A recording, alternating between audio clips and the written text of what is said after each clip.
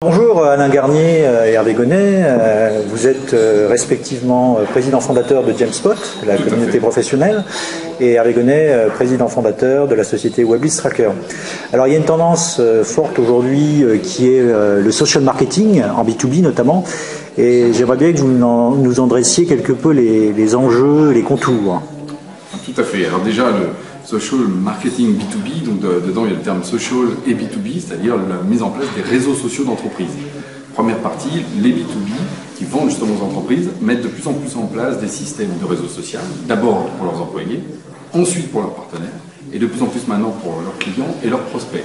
Donc à partir de là, ils font entrer à l'intérieur de leur système qui leur permet d'échanger plus facilement toute la problématique du CRM, la problématique du CRM dans le social. Donc aujourd'hui, on a donc des prospects, des clients qui sont à l'intérieur de réseaux sociaux très dynamiques dans lesquels les gens échangent sur leur métier, leurs besoins, leurs attentes, les nouveaux produits. Et donc c'est là où arrive effectivement la question de comment on fait pour aller plus loin d'un point de vue CRM. Alors justement, comment on qualifie, comment on établit des mesures de cet écosystème ? Peut-être que Hervé, qui préside WebListTracker, va pouvoir nous en parler.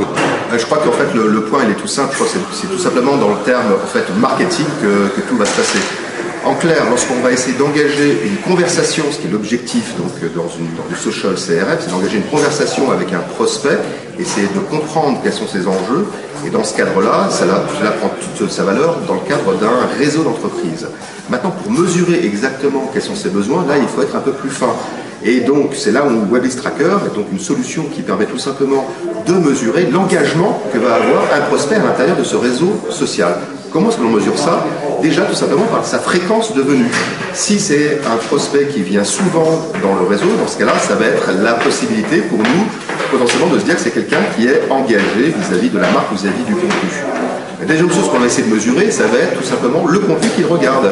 S'il vient voir le contenu où l'on pense que c'est du contenu qui va le faire avancer dans un cycle de vente ou de marketing, et dans ce cadre-là, c'est quelqu'un que l'on va scorer de manière positive, de manière marketing. Si, dans l'autre sens, il ne vient pas souvent et il emmène un contenu qui n'est pas aussi fort, dans ce cas-là, son score va faire en sorte qu'on va essayer de lui donner du contenu qui va être de plus en plus en adéquation avec ses besoins. Donc, on mesure sa fréquence, on mesure son contenu et on essaie de lui apporter la valeur qu'il attend à l'intérieur du réseau social. Alors au niveau plus de ce que l'on mesure, l'espace sur lequel on mesure, c'est la communauté. Comment ça marche? Comment ça passe? Concrètement, en fait, une fois qu'on a mis en place un réseau social d'entreprise, par exemple avec notre solution Jamespot, on a donc tous les utilisateurs qui sont là. On rajoute en fait le tracker de WebListTracker. Comme on met un Google Analytics, on passe à la dimension supérieure au niveau CRM pour faire ça. Et ensuite, on a des tableaux de bord qui vont tout simplement montrer de manière très très simple qui vient, combien de fois, quel est aussi le profil de ces personnes-là. Est-ce que c'est la taille des entreprises, leur secteur d'activité, voire leur situation géographique. Donc c'est comme ça qu'en B2B, très vite, on peut voir par exemple qu'il y a telle typologie de secteur industriel qui s'intéresse à vos produits, et donc telle entreprise que vous pouvez ensuite recontacter, y compris à l'intérieur du réseau social. C'est un outil à la fois de communication et de contact avec lequel on va pouvoir rentrer directement, contrairement à un CRM où il faut renvoyer un mail et les gens ne sont pas forcément là. Là, on a les gens sous la main dans le réseau social, il suffit d'ouvrir le chat et de rentrer en relation.